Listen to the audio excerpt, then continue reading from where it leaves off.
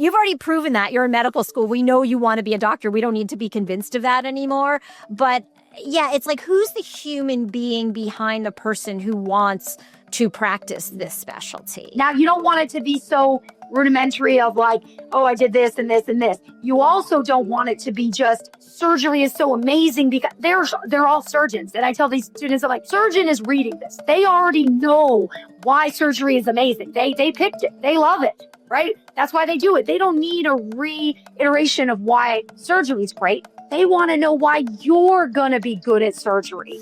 This is the Oath podcast presented by Med Edits Medical Admissions. You will learn about all things related to being pre-med, the medical school admissions process, and the residency match. I am your host, Dr. Jessica Friedman. Hello, everybody. Welcome to the Oath podcast, presented by Med Edits. Today, I am going to be speaking with Sydney Webster, who is one of Med Edits professor-level advisors. She originally has a master's in advising with a focus on medical education. She then advised at the undergraduate level, and then she was a program coordinator at the Baylor School of Medicine in the Department of Surgery. She joined Med Edits in 2018, and she has been guiding our students, thousands of students, through the residency application process. My name is Dr. Jessica Friedman. I am your host, and I am an emergency physician, a former faculty member at the Icahn School of Medicine at Mount Sinai, and the chair and founder of Med Edits Medical Admissions. And today we are having our second episode about the residency process. Our first episode really created the foundation for what you need to do to become a competitive residency applicant. And today we're going to be focusing on how you need to present yourself. And there have been a lot of ARIS changes recently. There also are some upcoming changes. And then there are some things that remain the same. And we're going to be discussing what you need to do in order to present yourself in the absolute best positive possible way to be a competitive applicant. So Sydney, thank you so much for being here today, for being back with us. Yeah, thank you for having me again.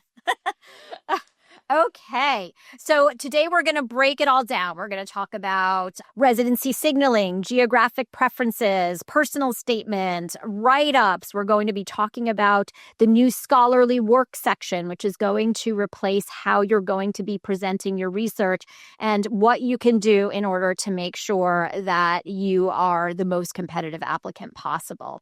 So let's sort of start by talking about signaling, Sydney, because this is something that we definitely feel students can use to their advantage, right? And there's a lot of data out there through something called Residency Explorer, which is produced by the Association of American Medical Colleges, and I will link that resource below, that really makes it clear for every specialty just about, especially for the most competitive specialties, that signaling programs, and we're going to explain to you what this is, that signaling programs becomes really important in terms of getting interviews. And that especially for the most competitive programs and especially for the most competitive specialties, if you don't signal your programs that you're really interested in, you're way less likely to get an interview at those programs. So can you just sort of talk to us a little bit about what preference signaling is, and, you know, kind of why it matters, why, and why this started, honestly. I mean, it's an interesting evolution, right? So if you could just talk a little bit about that, that'd be awesome. Absolutely. The signaling is fairly new. It's been here for a few years now, but I think it really came into effect as there was a lot of applications for these specialties that program directors were going through. There was thousands and thousands, and they would get them from students from all over the country. And they just really weren't sure who was 100% serious about their program and if they're a competitive program. So I'm going to use Baylor as an example, as a very competitive general surgery program. We would get applications from everywhere, from all over the country, international. And it was sometimes hard to understand, does this person really want to come to Texas? They don't have any ties here. We don't really know. They're a competitive applicant, but We just don't know why or much about their interest in the program. And one of the things we would want to do is say, give us a reason why you want to come to Texas. And so I think it also because of COVID and we all went to totally virtual interviews. Yeah. That increased the number of programs that students were going to. And that was overwhelming as well. So signals kind of came out of all of that. Yep. And so they started with very few signals, right? It started with, okay, just signal your top programs. And that was how it just started. And it was just to give it, here's my preference. Here's the top few programs I really, really want to go to. And initially, some of these programs only gave you 3 signals. And so obviously they weren't going to only go by signals. Now in this past cycle, it has almost become exclusively for some specialties. You will only get interviews from those that you signaled, potential interviews from those that you signaled. These are things in preferences like OBGYN or orthopedics. They are very, very strict on the signals and who they're giving interviews for. So we've seen an increase in the number of signals that you're allowed to. So this past cycle, some went from 12 to 18. So they're allowing you more signals in order to have a good number of potential interview slots for you to get from these programs. So that's the benefit of that. But you're really signaling programs that you are, number one, most excited about. These are programs that you have found to be a good fit for you and your future goals and where you want to be geographically. All of the things about the program fit really well with you. Also that you're competitive for these programs, right? So the signals are a little bit tough too, because you don't want all these top 20 programs in your signals. That's not realistic for most students to have, I really want to go to super, super competitive program. Right. Well, that's great, but you don't want to heavy up all of your signals to where you're not, these are all very, very competitive. So you want to have a range of programs that are going to be some reaches, some where you feel like you're very competitive, even put in some community programs in terms of these are programs that I really would be interested in my region that would give me great training. You want a range of signal. I remember when we had some applicants we were working with during COVID, and that's when all the interviews went virtual, right? And before that, when students actually had to travel to interviews, it was a much larger commitment. And so they wouldn't be able to go on 30 interviews. I mean, we literally had students who were hoarding interviews going on 40 to 50 interviews. So what the signals have done is it's stopped students from being able to hoard interviews. Residency Explorer, and I will link that in the show notes, it gives data for not for all programs, but for enough programs to really show that students who signal have a much greater chance of getting an interview. Okay. And let's sort of discuss the different signals. There is a gold signal, and this basically is just like a flag to say to the program, like, I'm interested in you. You're my top choice. So, and students, depending on the specialty, have a certain number of gold signals, which are your top choice. And then they have a certain number of silver signals, which sort of become the second choice. And the data definitely shows that students who signal are going to have a much greater chance of getting an interview at the programs where they indicate that they're interested based on that signal. There are some specialties where there's literally a 0% chance of getting an interview at that program if you don't signal them. And the information in Residency Explorer is broken up in terms of, the 5 categories. So U.S. MD student, allopathic student, U.S. osteopathic student, I guess 4 categories, U.S. international and U.S. citizen international and non-U.S. citizen international. And it indicates the percentage of students who are getting those interviews. So I think it's really important to keep that in mind. And something else that you mentioned that I also think is really important, when we're strategizing with students in terms of which programs to signal, it's really important that students are honest with themselves about how competitive they are. And, so if you have a limited number of signals, you don't want to, as Sydney mentions, as you mentioned, like you don't want to devote all of those signals to only top tier programs. If you're not a top tier student, you have to be honest with what you're competitive for. And so you want to use those signals in a smart way, because you're potentially not getting any interviews if you don't use those signals in a very smart way. And students are going on fewer interviews, which is all right. And again, the NRMP releases this data. Again, I'll link that. But, how many interviews do students need to go on? Like, what's the average number of interviews, people who successfully match? What was the average number of interviews they attended, so to speak? And that's going to give you an idea of, how many interviews you want to try to get to guarantee a match. Our goal is always to guarantee our students a match, which is why we're trying to spend a significant amount of time on them in strategizing with regards to their signals. Sometimes when you do an away rotation, you don't need to signal that program, and the program will tell you that. Look, we know you're interested in us because you did an away rotation. We don't expect you to use one of your signals on us. They understand that, your goal is to match, and so they won't necessarily ask you to waste a signal on them because you've gone above and beyond to demonstrate your interest. So I don't know if you have anything else, to add on that. I think it's a lot of conversation with programs. So you do want to always ask the away rotation and ask your home program whether or not they want you to signal them. Because there are a lot of home programs that say, no, you have to signal us.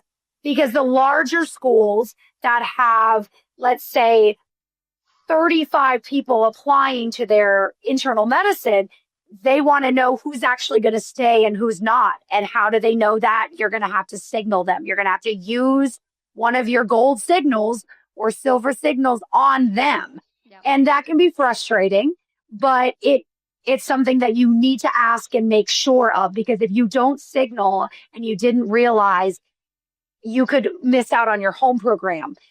So that is just a pitfall to think about. But the other thing you can do, so I've had a strategy that I've worked with some students on, is that when you're signaling, you do want to be, that you only have so many. So you want to be strategic. I had a client that had a very big tie to a certain state and a certain area within that state. Mm-hmm. So she went to undergrad there, medical school there.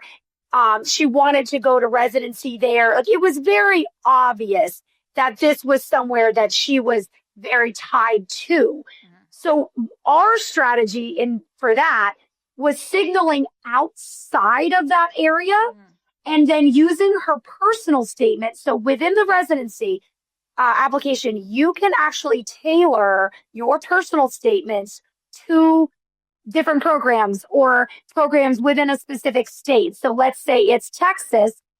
You can have a personal statement that's for Texas, and the last paragraph is stating, I really want to, train in Texas and live in Texas and further my career in Texas. Make it very obvious, right? Yeah. You can do that as well. So what we did was strategically just use a specific personal statement for that area that she had already had many, many ties to, right, and use her signals outside. And that was a great strategy for her because she did not waste signals on places that already knew she was very committed, right? She had done aways there. She was from there. She had support system. It was very, very obvious. So that's one thing you can do to use signals, but also use them strategically and use other areas of your application. Like we'll talk about geographic preferences in a minute for some of these things, because you're only allowed so many signals. Right. Right. And you can't signal everybody. So you can strategically use some other avenues in the application to hopefully, get some interviews. Points. And I think that really what we're seeing in the residency application process, much more so than, let's say, 5 years ago, is it's creating much more of an overall narrative. Okay. So like between signaling and, and now geographic preferences, it allows students to really tell their story in different ways. And it allows program directors and people reviewing applications to understand that student in different ways. So let's talk a little bit about geographic preferencing. This is a newer part of the application. And there's some interesting findings which I will bring up, as we get along in this conversation. But I think it's important to really emphasize that geographic preferencing is not a throwaway section. It is not a section you should just be sort of being like, oh my gosh, please, like I want to go to your program because I like this area because it's warm, the weather's warm, and I have family there. So let's talk a little bit about geographic preferencing, what it is, why it's important, how students should approach it, all that kind of stuff. Geographic preferences is a very interesting section to me because they only allow you so many, right, to indicate. And you really, in my opinion, want to indicate geographic preferences because this is just yet another data point for those programs to say, not only did they signal us, but this applicant also wants to geographically be here for specific reasons. Right. And then they have a personal statement that describes that, right? So it's another data point for them to say they will come here. I think these are very, very important for places you have no ties to. You do want to indicate those geographic preferences that you have support systems, that you have, maybe you went to undergraduate there, maybe you have a very strong tie to like an urban environment that has specific populations you want to work with, or you did, a significant research project in this particular program that has this kind of rural population, whatever it is. Those are very important. You want to indicate those. But they're great for places like if you are from somewhere like Boston and you want to go to California. That is it. And you have no ties there. They don't know why you would want to go there. They have no, and even if you signal them, they're like, well, we're a strong program. Of course they're going to signal us. Yeah. In this geographic preference, you can say, I want to come here because, and you're very specific as to why this is a region, this is an area that you want to come, that you have to come, that you can see your future in, that you have something in there that is very specific.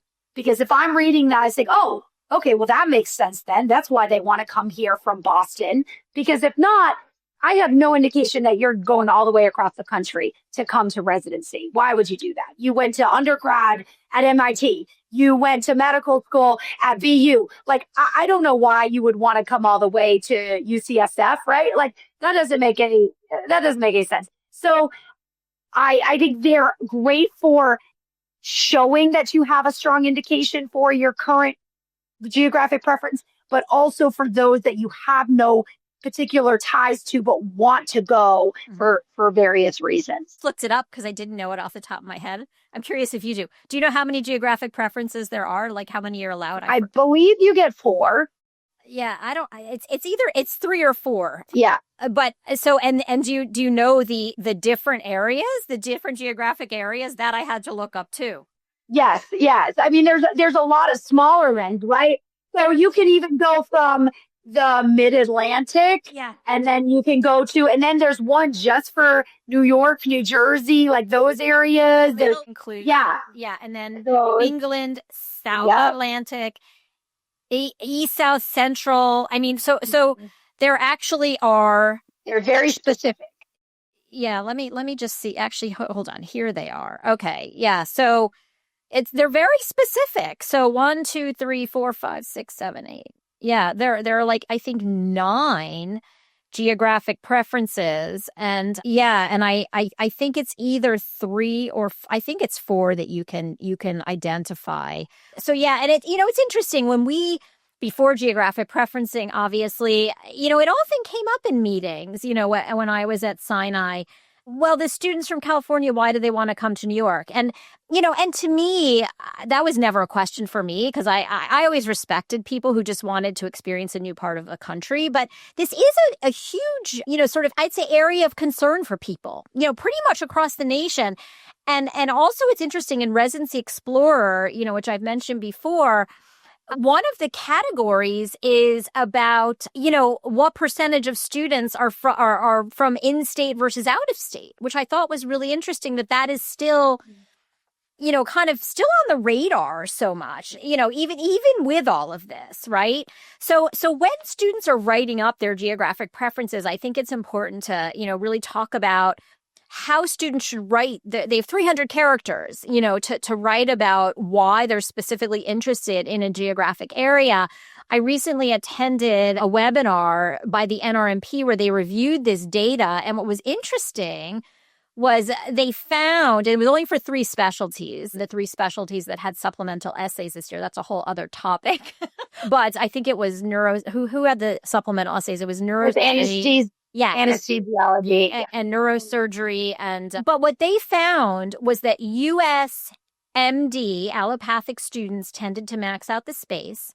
Osteopathic students were next. And then international students and graduates wrote the least, right?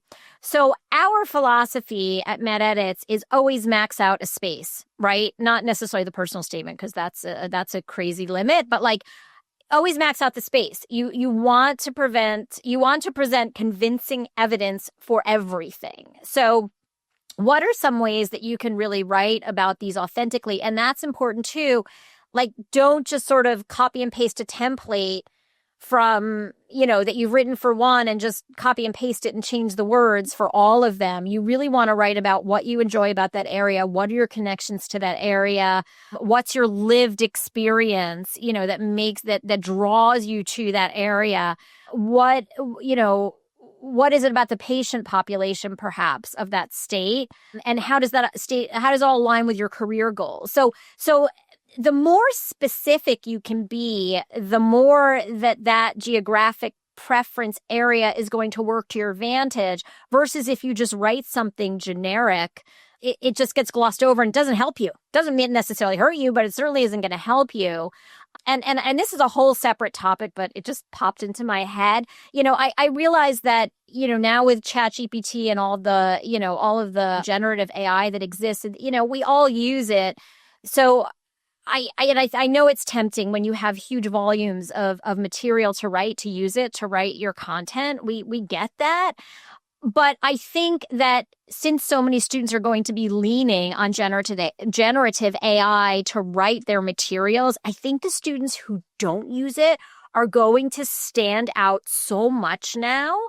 Like, we can tell, and I digress, but we can tell, Sydney, when a student comes to us and they send us their materials for document review, we can tell when they've used a generative AI. And it's been a conversation we have behind the scenes. You know what? We think this student used generative AI. What do we do? And I'm like, we need to tell them that we get that sense, because when things are generic, you can just tell when you've read a lot of documents when things are generic, right? Even if it says things about you that are specific to you. So again, every piece of the application can be used to your advantage if you write authentically and sincerely, and you use specifics, something, you hear us say over and over and over again. So anyway, again, as we sort of move towards more of a vanilla sense of a preclinical world of pass-fail rotations. This is sort of the theme of this session and the last episode. As we sort of move towards more of a vanilla preclinical years of pass-fail step one, these all offer ways to set yourself apart and to create an authentic narrative that is just unique to you. So, and I think that's really important. So let's kind of now, get into another really important topic, something we talk about a lot, the personal statement. This has always been, vitally important in the residency application process. We know how it just sort of looms over applicants. But what should students be doing and how should they be thinking about the personal statement? What information do they want to include? How do they sort of compose a balanced narrative? What's your general advice on that? How do you initially start guiding students, brainstorming with them as you're working with them on their personal statements? Absolutely. I think this can be the hardest for students because they are not, again, most of them do not like to write things like this. Who does, about themselves? So this to me, as I always describe it, as you're applying for a job, right? So this is different than applying to medical school. We already know you're a physician. You're graduating with a degree, right? So you are already a physician. So we don't need to know why you want to go to medical, or why you want to be in medicine. That's already done. So this is a job. You're now applying for a job. And so when most of us apply for jobs, we write cover letters, right? And this cover letter is to kind of talk about why you're a good fit for this job. Why do you like it? What do you see yourself doing in this job?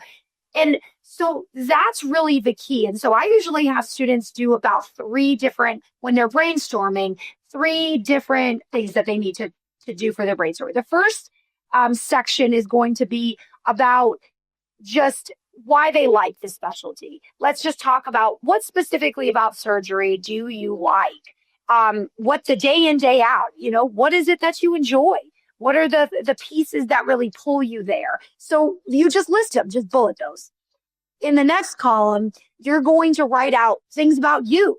What are your significant passions? What are you excited about? What gets you going in the morning? What are your strengths? What are things that you're good at? And that has nothing to do with anything, just you personally. Just write those out. Then what you're going to do is look at the first column, look at the second column, and start matching those up, right? So when you talk about a cover letter for a job, you're usually taking something about a job duty, something you're going to do in that job, and you're going to match it with why you're going to be good at that one piece, right? I'm a very organized person. Well, this job requires organization in this way, right? So we start matching up your passions and your strengths to what the things you like about the specialty. Then in the third column, you're going to take those matches and you're going to start matching them up with your own experiences to back that up. So here's a time where I showed this, or I developed this, or I was good at this, or something happened that showed this, right? Particular idea. Then you can kind of mix and match those into the personal statement. Now, you don't want it to be so rudimentary of like, oh, I did this and this and this. You also don't want it to be just surgery is so amazing because they're all surgeons. And I tell these students, I'm like, a surgeon is reading this. They already know why surgery is amazing. They picked it. They love it, right? That's why they do it. They don't need a reiteration of why surgery is great. They want to know why you're going to be good at surgery.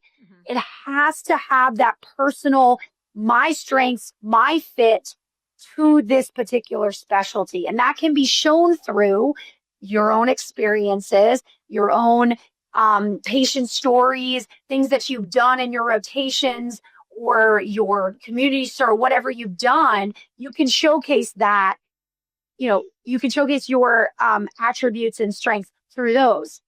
And so it has to be sort of a mix of that. And that's how we start. That's just how we start the draft of putting together a person's statement. Yeah.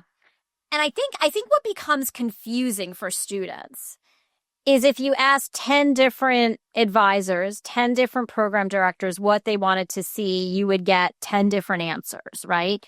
So some people are going to tell you should only be writing about the specialty, what it appeals to you, what your experiences are. There are other people who are going to say to you, look, I can get all that information from your letters of recommendation. I can get that information from your transcript. I can see your rotations. I just want to know about who you are as a person and kind of what interests you outside of medicine and outside of your specialty. So, how do you kind of write a personal statement that satisfies everybody, right? Because everyone's going to have a different idea of what they'd like to see.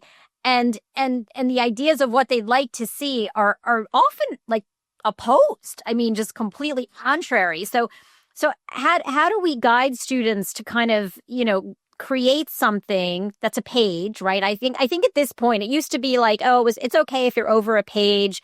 For some students, we still say that's okay if there are things they need to explain and write about that does require a page, and but that's on a personalized basis. But something that I think is fairly universal among program directors at this point is that they only want one page. They don't want to go over. So how do we advise students on how to write something that's going to kind of satisfy all those different outlooks in a page? What makes you tick from it, or what you're passionate about, what interests you, then that's where I find it to be a little bit more like resume-ish, it's important to have a narrative of you, right? And that's how they're going to pick you out of this middle pack, right? Everybody whose surgery is probably likes to be hands-on, right? They like to apply they like to have that. Well, tell me something that you're passionate about that might, so maybe this person is like, I like to apply my knowledge, and maybe that was through, they created like model cars, and this was something that they've done for years with their grandfather, and this was a relationship that they had, and it was something that really meant something to them, and they did all these things, and it's something that they created. Anyway, this was like a passion and a hobby that kind of relates to why they're then passionate about doing that in their career or something like that. It needs to have a passion or a narrative to you, and why that makes you unique and why they would want to have you in there. It has to showcase you personally. If you have too much of a resume in there, it's like you said, you can find that anywhere. It's got to give that personality piece. So bring in things that, make you, that you've done. I actually love when students give some background about themselves. So like personal stories from their upbringing, or, their values and so let's say you're very interested in rural medicine. Maybe it was because there's a story of your grandmother coming to West Virginia and immigrating there and establishing one of the largest rural practices, and like just her journey and how that has influenced you on your journey through rural medicine, and why you feel it's so important to continue that. Or maybe you grew up in a multi-generational home. You had grandparents, aunts, uncles, cousins, everybody was in the same home, and how that established you building relationships, and why community is so important to you.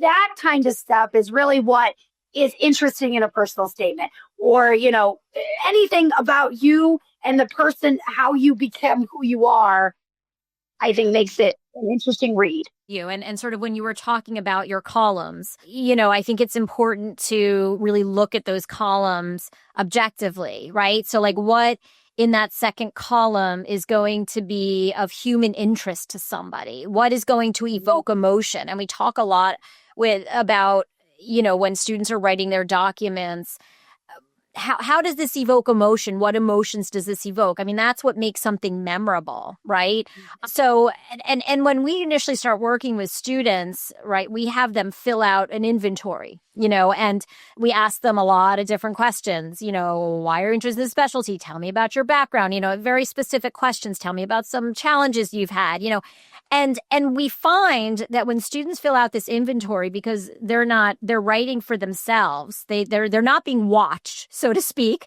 It's very authentic. And so sometimes, and then we say, okay, now write a personal statement draft based on your guidance. And it's very sort of sterile, or it's very formulaic. And we'll then go back to the inventory, and it's like, no, write like this. This is what. This is your personality. And we want that to shine through, So, and we'll literally take nuggets from that initial document they wrote for us, and we'll just say, this needs to be in here. And, and this is again, getting, back to sort of LLMs and ChatGPT. Those using LLMs it strips away the personality. It strips away like how you think and how you feel and what your values are and what's important to you and what have been the really important milestones in your life. And I do think that those lifetime milestones, those really pivotal points are important. Now, we don't want the personal statement to be about why you want to be a doctor. Every once in a while, we'll get a rough draft from someone. They think it should be about like why they want medicine. Like, no. You've already proven that. You're in medical school. We know you want to be a doctor. We don't need to be convinced of that anymore. But yeah, it's like, who's the human being behind the person who wants to practice this specialty? And I think that we really want that to be conveyed. And you also have to think about it in regards to how it's going to fit with all the other pieces of the narrative that are there. How does it fit with your signaling, with your geographic preferences, with your write-ups of your experiences, and with the new scholarly work section that we're going to be talking about, which is really important. And then together with, your letters of recommendation, your MSPE, and just what does it say about, like, in terms of like where you go to medical school? That might say something about you. So yeah, I think that we just want to make sure that you don't strip away all the personality from your personal statement. We want it to be personal. And, so to some extent, and I don't think this 100% works in residency, because I think you do need to convince the reader that you want to practice the specialty and that you know what the specialty is about. But we want many pieces of your application to be, could anyone else have written this? And if the answer is yes, then we have to question, okay, how do we make it more authentic to you? Absolutely. Yeah. Okay. Let's move on to activities, okay, and experiences. And I think that the experiences section, where students write about all of their experiences that they've participated in medical school for the most part. And recently, RS, it used to be that this was an unlimited section, right? Students could write about as many experiences as they wanted to. And so they would just fill this section with like everything they'd done since the year dot. And now students are limited to 10 experiences, right? So they really have to, they have to be selective. And this is all part of creating, your story, your profile. And I think this was a smart decision on the part of RS to do this and everyone involved in that process. But why don't you explain a little bit about how we guide students in terms of writing those activities descriptions, why they're important, again, especially in light of the more generic, first 2 preclinical years that students are having with fewer ways to set themselves apart.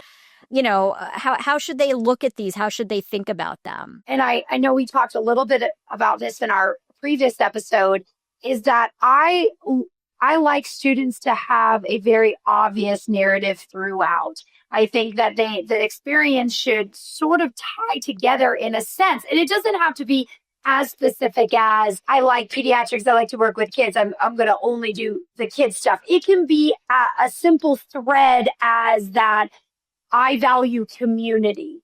Okay, that's a thread, right? And then the different things that they've done have a community feel, a community outreach, a community education.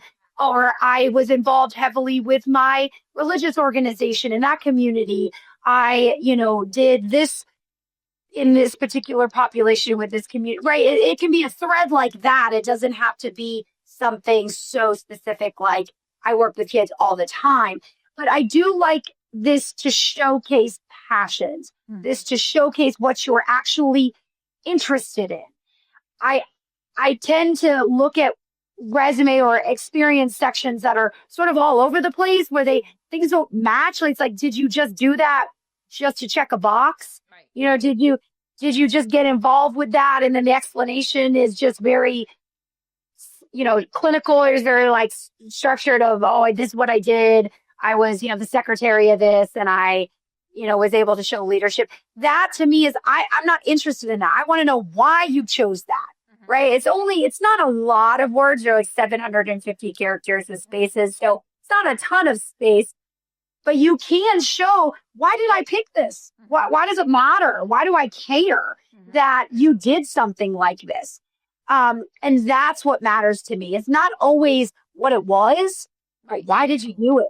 Right. Who cares? I always say that, like, answer who cares, because that's what they're reading. They're reading, why should I care? Yeah.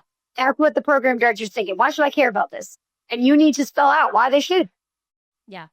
And we also want, as much as possible, for students to communicate their impact through the experience. You know, like what was the outcome? What were the insights you gained? You know, again, we're looking. You want to move your readers. You want to interest your readers. You want things to be as curious to them as possible. And so that means that you want to write about, you know, as much as possible, why it was meaningful to you, why it was significant, what kind of impact you made. And again, specifics, right? We're always talking about specifics with students. Try not to write generic things like I learned leadership. I mean, you know, try to be as specific as possible in terms of what you learned through each of those experiences. Absolutely. Okay, now and also, sorry, let me just go back. Also, you want to write about sort of your impact, right? So like, let's say it's a group experience. Write about how it was important to you, why it was important to you, what you did. Something else that we're looking at as well is now that students only have 10 opportunities to write about their experiences. In some instances, we're having students group experiences too, if they have too many.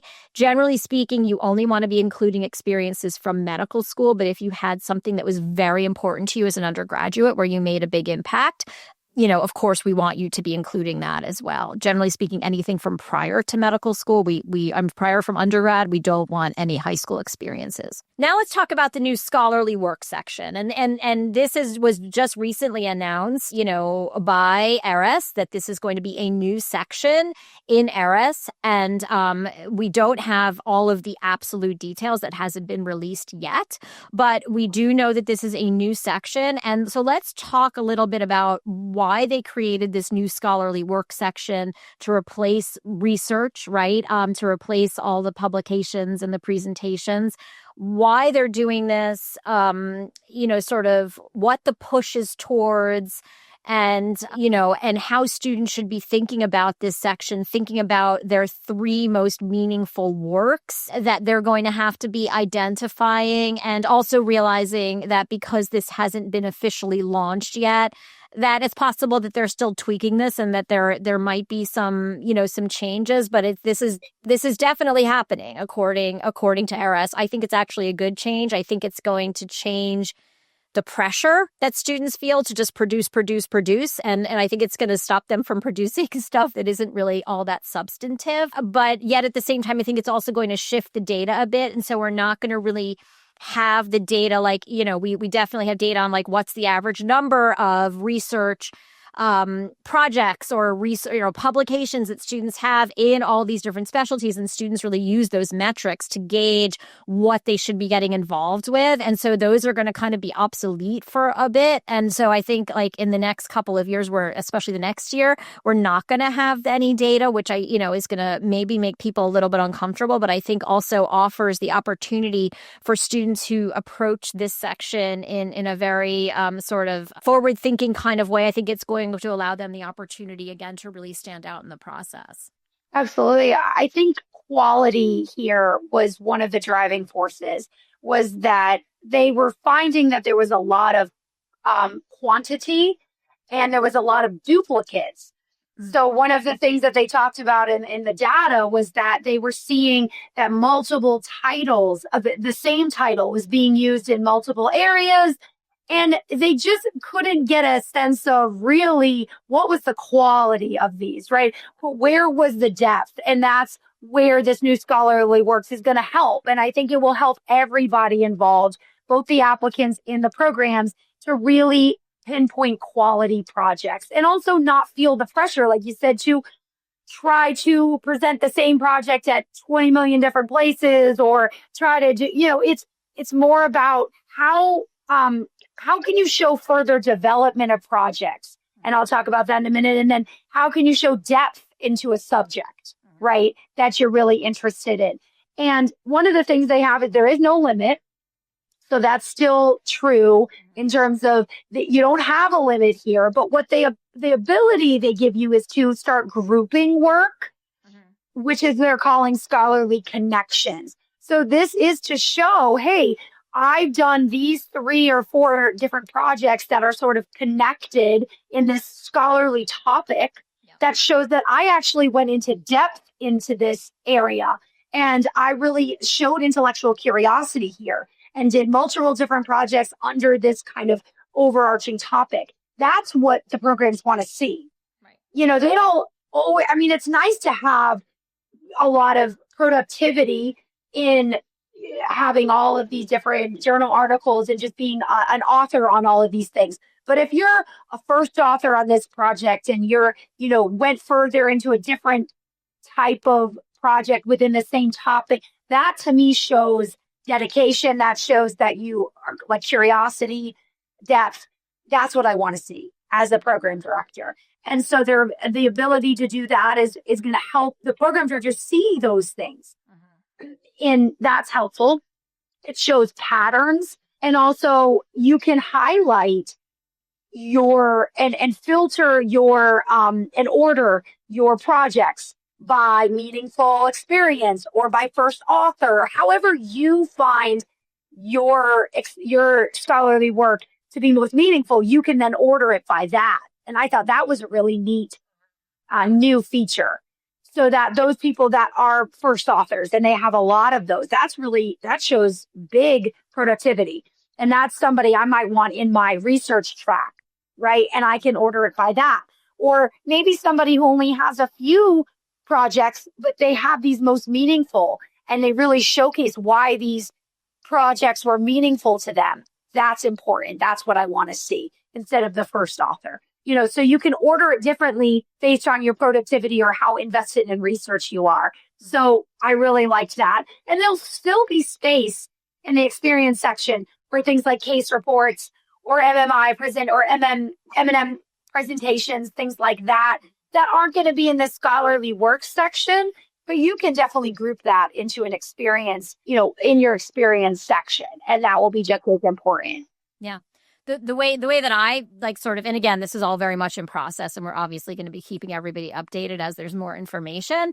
The way that I sort of saw it, it was like, it's almost like it's pods. Like this is this project, this is this project, this is this project.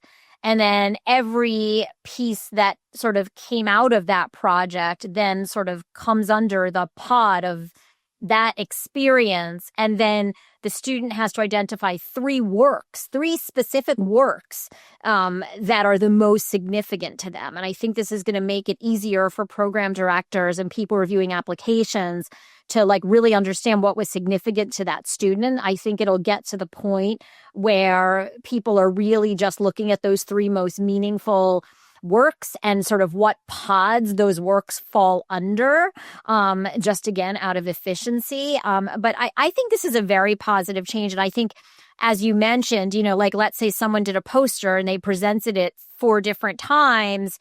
It's going to have now it's going to sort of all be nested, right? So you're going to have that poster listed once, and then you're going to have, okay, these are the 3 places where that poster was presented.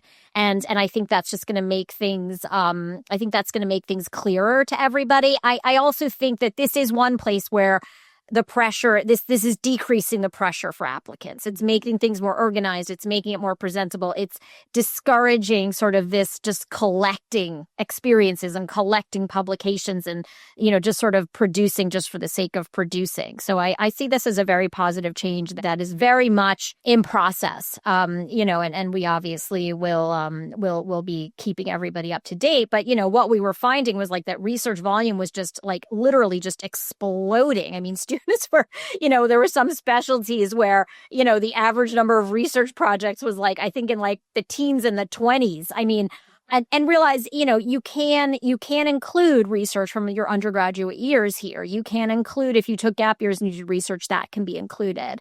You know, but this is all something that we also talk about at, you know, at the med school admissions level when we're talking about research and research productivity. Look, depending on the specialty you're going into, research is going to be important, you know, and obviously research within the specialty becomes the most important, but having those research skills and having that acumen can be demonstrated as well through what you did, as an undergraduate. So if we, I don't know if you have anything else to say about that, Sydney, or. I was just going to say with the most meaningful, I really like that ERAS is doing these most meaningfuls, because what it does for the program directors and, the education committees that kind of put together these packets when you interview somebody is that they're able to really do like a highlight sheet on everybody. And they're able to pick out your most meaningful things on this one sheeter, right? That allows them to really see a narrative for you. They're able to pick out what makes you tick, what you've done that you're most proud of, and ask you questions about that. They're not going to usually pick out some random experience that they just, pulled out of nowhere. It's that they're going to ask you about the things that are most meaningful to you. So kind of what to expect and how to present that. And I think it's easier for the applicants and it's easier for the people interviewing to really have a good, solid conversation that means something, right? Yeah, totally. So let's just kind of go over like 4 final tips for medical students that, to sort of summarize everything we've, been talking about over this episode and the previous episode. Number 1, plan early, right? Like definitely go into medical school, have a 4-year plan. What should that 4-year plan include? You want to get exposure to specialties. You want to be developing relationships. You want to be getting involved in experiences. You want to be, developing professionally. Anything else that like sort of just nuggets that we should be thinking about at all? For that first one? Mm-hmm. Yeah, I agree. I think that's what the preclinical years are for. Absolutely. Establishing yourself, figuring everything out, and you have to be involved to do that. Yeah. Number 2, mentorship, networking. I mentioned relationship building, but everybody needs mentors. Everyone's going to need letter writers. Everyone's going to need people to guide them. So it's important at the start of medical school to kind of make that a habit, even if your preclinical year instructors, professors aren't going to be the people writing your letters. Just get into the habit of sort of nurturing those relationships. This is my number 1. Everybody can do research. Everybody can, do well and things, but it's the mentors that matter. It's who's giving you advice, who is on your side, who's going to go to bat for you when push comes to shove. These are super important. And so establishing those early so you have a longevity of a relationship with these people. They care about what happens to you. That's very, very important. Number 3, you want to get involved in experiences. You want to think of it in terms of depth of, how you're involved, what impact are you making versus breadth. Choose things that are genuinely interesting to you, but yet at the same time sort of do demonstrate your interest in a specialty as much as possible, especially once you've identified that specialty. Any other tips there, Sydney? Yeah, I think it's about building your own narrative of what you're passionate about. And that should be showcased in those experiences that you're choosing. Yeah. Number 4, when choosing a specialty, be honest about your competitiveness. If there's one big mistake that we sometimes see, it's that students overestimate how competitive they are. We are definitely seeing more students applying to more than one specialty. We're also seeing more medical schools recommending that students apply to more than one specialty.